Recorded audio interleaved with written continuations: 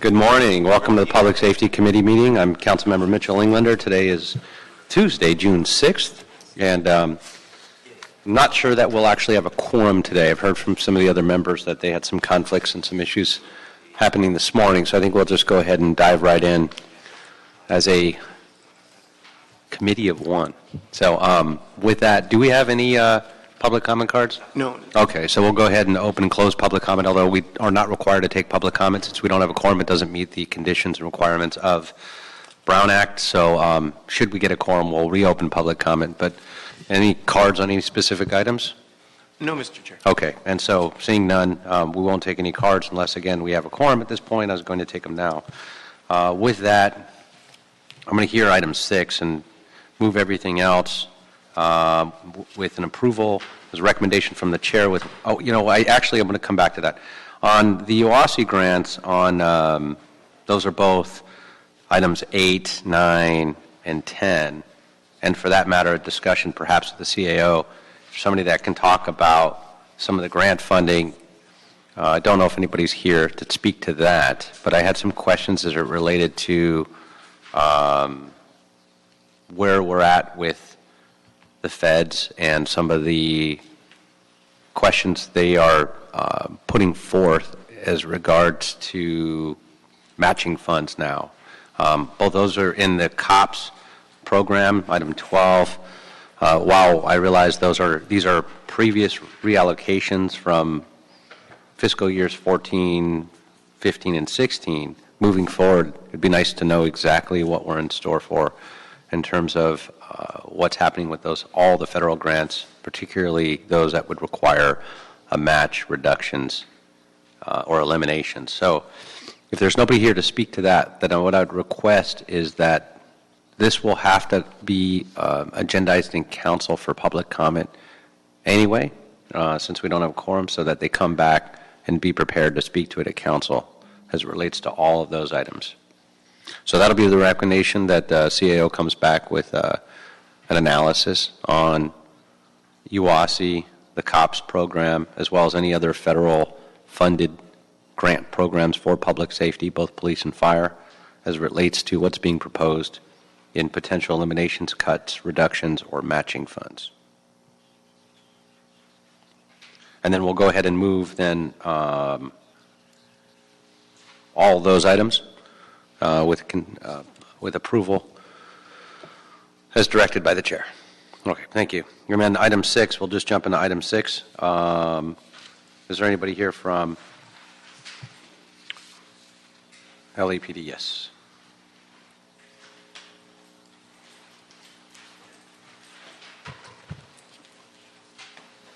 Good morning.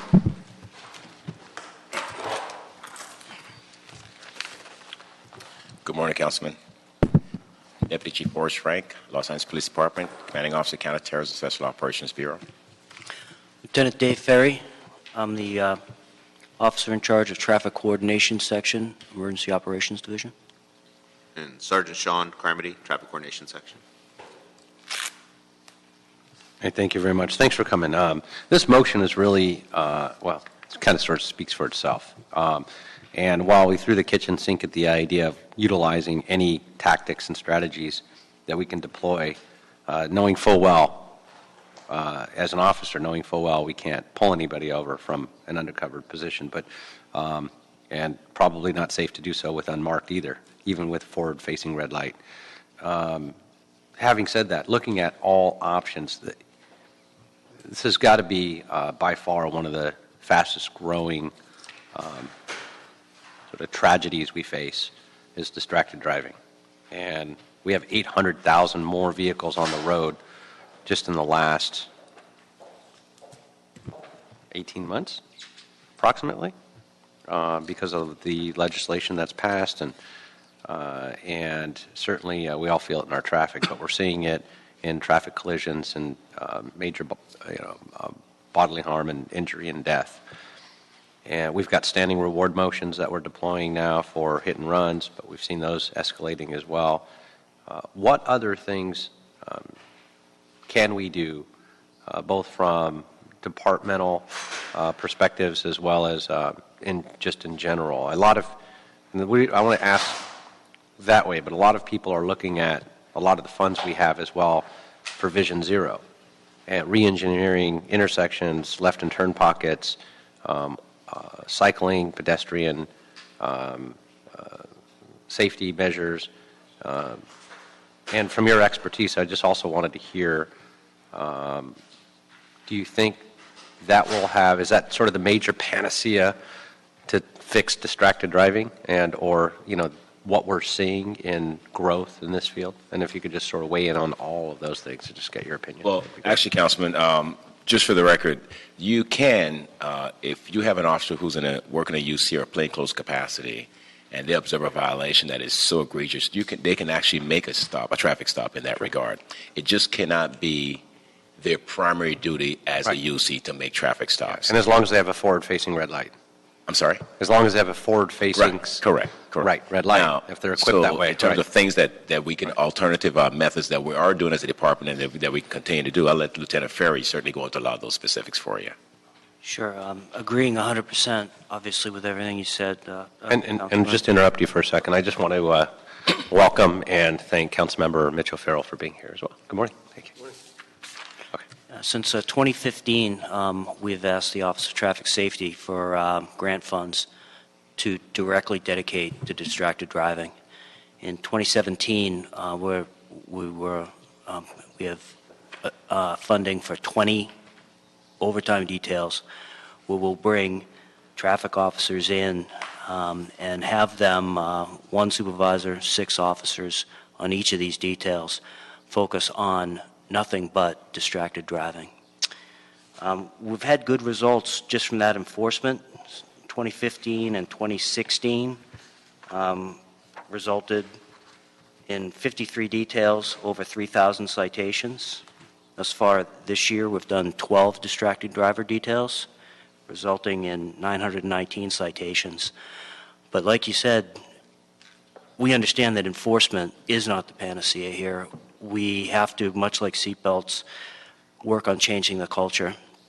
So we've done 2 press conferences within the last week, teaming with not only AAA, but SAD, trying to target the teen drivers, the Students Against Distracted Driving or destructive decisions. Do you have a breakdown of those 900 or so citations in terms of geographically and or age? Well, geographically, it's going to be wherever you targeted.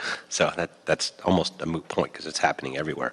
Mm-hmm. But any other breakdowns in data on age, anything like that? No, we don't have that data readily available. We are working on a new records management system that's going to be able to obtain that data in a macro way anytime we want. But just having done these details, we're not seeing that it's just younger or youthful drivers. We're not seeing just that's male, what I was going to get female. to. Right. It seems as though nowadays, especially with the cell phone, and we are so connected, it's a great distraction, and people just don't understand yet just how fast that car's going and how many feet per second they're traveling with their eyes off the roadway. And that's really what we've got to work on in a combination of our continued enforcement of these citations, educating not only the youth but everybody, and then, of course, working with our partners at DOT to see if there are any engineering issues that we can start working on, or at least do other media campaigns on buses and billboards through Vision Zero. And what about PEDs in terms of PED texting? I mean, what kind of issues do we run into with that? Well, PED texting is dangerous, but it's perfectly legal. Right. So as soon as that pedestrian has the right of way, whether it's safe or not, they can step off into that crosswalk, and they can ignore all traffic conditions around them illegally. So obviously, we're going to the education resource regarding that, and that's why when we do our pedestrian stings, we cite the drivers of the vehicles. We don't usually, cite the pedestrians. Right. We've come up with other educational programs for pedestrians, like slap on the wrist, where we'll stop them and detain them for a violation, but just give them a a reflective bracelet and say, hey, think about what you're doing. So in our educational campaigns, we always look at not only the drivers, we have to educate the drivers, but we always take the opportunity to educate the bicyclists and the pedestrians as well. And just because you're doing something legal doesn't mean that you couldn't help to avoid the collision. You might not be at fault, but being the rightest person in the graveyard, you're still in the graveyard.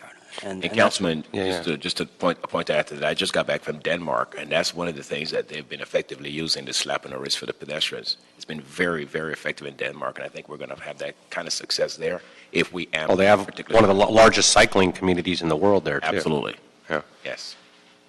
Of course, their fees and fines for citations for violations are also one of the highest. And it's very, very, very expensive, and that's been their biggest deterrent. I've studied these issues all over the world as well, and it's fascinating what they're doing Yes. there. Speaking of which, and I'm glad you brought that up, what are some of the other best practices? What can we be doing to help? I mean, right now, we are having a conversation on how much money from some of the new revenue streams we have we should spend and where it should go, whether it's fixing roadways, infrastructure, Vision Zero, a combination of all the above, looking at high impact areas and injury networks. We're looking at, leaving no stone unturned, and it's a very good conversation that we're having both in Budget and Finance, Transportation Council in general, along with the mayor and his team. There's been a lot of focus on this.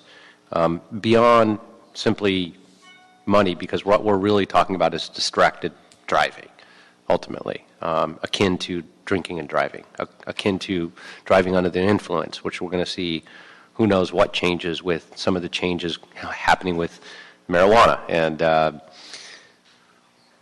in terms of distracted driving, what more from best practices that you've seen in this space could we be doing that we're either not, or what can we enhance? What yields the greatest results, if you will, in your opinion? We're already on the right track with this. What Vision Zero does is it now gets everybody from the police department, Bureau of Street Services, Department of Transportation, along with our alliance members. These are community members that have direct connections to churches and other community groups. We get all of us in the same room, and we discuss this in a very, very large way where it's able to trickle down. And I believe that we're going to start seeing the fruits of that decision to start, getting on board as a Vision Zero city and having everything done in real time. If it's a police problem and I can help, I'm right here. If we need some striping on the streets, here. If it's engineering, it's over here. Hey, we have AARP as part of this, so if we're having problems at senior centers with pedestrians, we've got an ability to make an immediate impact on any issue that comes up. And I'm wholeheartedly believe that we're going to start seeing the fruits of that coming forward. Do you see a greater concentration of, and I won't call them, these are not accidents, by the way. I think that's one thing we have to get out of our lexicon. They're not accidents. No. These are collisions that absolutely 100% can be avoided, period. And I, for one, am tired of people calling them accidents because they're not accidents by any stretch. And so, everything that we can do in terms of putting out resources, data, every report that's ever written, any statistics that are ever shared, any incident that happens, both in real time and or collectively, should never have the word accident anywhere on it. These are collisions that can be avoided, period. And I'm a firm believer in that as well. Do you see more of these collisions taking place at uncontrolled crosswalks? We've done extensive pedestrian studies, and really what it comes down to is usually most of the time, about 60% or so, the pedestrian is committing the violation. and it's outside the crosswalk. So, So controlled or uncontrolled is irrelevant well, from your perspective? it's not irrelevant, Councilmember, but, Okay. you know, as we're looking at this data and we're trying to analyze it and come up with our best practices as to how we're going to combat, especially vehicle versus pedestrian, Sure. vehicle versus bicycle collisions, it's not a simple matter of writing tickets to drivers of vehicles. It's got to be bigger than that. Well, if you could, when you start looking at the data and you come back and we continue to have this dialogue and conversation, look at controlled and uncontrolled a little closer. Sure. I've always got a sense in looking at a lot of the incidents that occur, uncontrolled crosswalks and intersections give pedestrians and cyclists a false sense of security because they see paint on the roadway. That means that they can cross any time and that they have the right of way. But there's no signal, there's no stop sign, there's nothing telling often the drivers to stop. And particularly if they're distracted, and they're just looking for and glancing up at lights, they don't see the ped cross and or step off the curb. And so if you can start looking at some of that data and let me know. One of my focuses is trying to put in more control mechanisms on those type of crossings. I totally concede that a controlled crossing is always going to be safer than an uncontrolled crossing, whether it's marked or unmarked. Sure. The only thing I don't have to back up the argument because it's logic. Sure. And oftentimes logic in this building doesn't prevail. But so what I'd like to see is some data. If you can start looking at it, that would be helpful. Understood. I'd like to now ask my colleague. Yes. Councilman, if I can make one other point, and I think you're absolutely on to a point when you talk about this whole issue of control. One of the things I've seen in other cities, actually, and you have a lot of countries in Europe that do it, is the fact that we know a lot of pedestrians will go outside the crosswalk because they don't want to walk to the corner to a crosswalk. So what they started doing is putting the stripes in the middle of streets, but at the same time, putting those lights embedded inside the streets of the crosswalk, so that way the pedestrians don't have to go to the end. Mid-block. Mid-block, they'll put the crosswalks there and Fascinating. also put lights embedded in the street to light up for the oncoming traffic. So if we have long blocks or heavy crossings near, populated communities or centers, Exactly. it may make sense to look at that. That's interesting. Okay. No, thank you for that. I'd like to ask my colleague to weigh in on this as well. Thank you, Mr. Chair. I think this is a wonderful conversation to have, and just even elevating the issue will end up saving lives, and we'll never be able to quantify that. So Absolutely. that's why these conversations are so important to have. Just anecdotally, I've been at a controlled stop before with every single car around me looking at their iPhone, who's also stopped. Cars passing through a green light looking at their iPhone, and bicyclists looking at their iPhone as well. Yeah. All at the same time. It's kind of like this alternate universe we find ourselves in. It's like, okay. And then one of my pet peeves is an adult pushing a stroller, not looking at all at cars. And I think even signalized intersections can give a false sense of security because they see the walk sign. Sure. And they just go for it. They don't even look. Right. And when I was a kid, we were taught make eye contact with the driver. Right. No matter what, if you have the green light, no matter what it is, make sure that they are aware that you are there. Mm-hmm. So I think we have a lot of work to do education-wise, and I've seen it. So I look forward to seeing where this goes, and it's a huge, huge problem. I mean, I don't know where it's going to end up. Maybe technologies in motor vehicles will shut down an iPhone automatically or something someday. I don't know. We should explore how technologies can help too. Councilman, you raised a very good point. You talked about when you were a kid, how you were taught. Mm-hmm. And, it really goes back to, from the standpoint, I don't know where you were taught that was your parents or schools, but in the UK, they actually have that as part of their school systems where they actually teach traffic to the kids in school. You talk about the whole issue of prevention. Mm-hmm. That's really where it begins, not at the time that someone's 35 years old trying to teach them about, traffic safety. Right. So that's interesting. It's smart. I mean, even when we install all-way stops at intersections, we often will take a class of kids because we tend to focus near our schools or our recreation centers. And I'll have a little talk with all the little kids first and say, look, just because there's a stop sign does not mean it's safe to cross. And I give a little sort of tutorial right then and there. I mean, we just broke ground for the a very ambitious 50 installations of safe streets, safe routes to school over in Hollywood. And we're going to install lots of bells and whistles and a new signalized crosswalk and crossings, but none of that means anything if you're driving along and don't see any of it, right? So I'm glad we're having this conversation. I look forward to seeing where it goes. I look forward to seeing how I can support. On that, you bring up a good point, because I remember growing up here in LA, and we used to have our traffic safety officers, LAPD, and others come to a school assembly and talk about exactly that. And, they would have all kinds of safety fairs. Certainly, we still do some. We do Sober Grad. We do some of the other initiatives. It certainly takes resources to do that. I'm wondering if there's a way to come back with some kind of program like we used to have, exactly what you're talking about, and utilize even some of our volunteer cadre, be it whether they're reserves and or CEMPs, whoever we've got, VSTs, or volunteer surveillance teams. Those folks are always looking for things to do.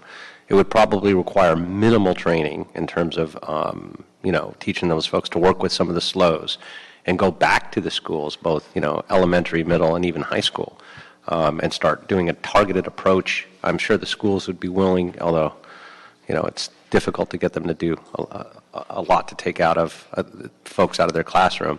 But there isn't a single school that isn't impacted and affected that doesn't lose, unfortunately, one of our children on a regular basis, whether it's nth years or not. So they've all been impacted and affected. I think it's a great idea. I think you're totally onto something. And, if you could come up with some ideas that we could help implement, whether it's resources or even motions by mandate, or even resolutions asking our public and private partners Working for with schools. LAUSD, Right. because if it's in the curriculum in the UK, It is. And Right. that would just Then- run out of the home office so they can mandate. Right. that You know. would be very, very helpful. And even working with our Board of Education and some of our, I think we can find some champions in this without I question. neglected to mention skateboarders who are on their Oh, phones. sure. and Yeah. skating. So it's like the perfect storm if someone is walking and they're distracted and someone's driving and they're distracted. Oh, yeah. They're just not, that's the perfect storm of catastrophe right there. Absolutely. No question. So with that, I think this is a conversation to continue. And so I don't know that there's anything to pass on to the City Council at this point. So what I'd like to do is keep this in committee and reschedule it, give it some thought, come back with some of those ideas and all the conversation we talked about. And then let's reconvene this conversation, perhaps like right after the council recess, and figure out what we can do to help you help us, and vice versa, because I think some great ideas came out of this. You guys are doing everything you possibly can, but we need to do more collectively, so I really appreciate it. So that'll be the order. Thank you very much. Thanks for being here, too. Thank All you. right, be safe. Thank you. All right, with that, unless there's any other items you wanted to revisit that were on the agenda earlier, we are good to go, and that will complete the agenda. This committee is adjourned. Thank you.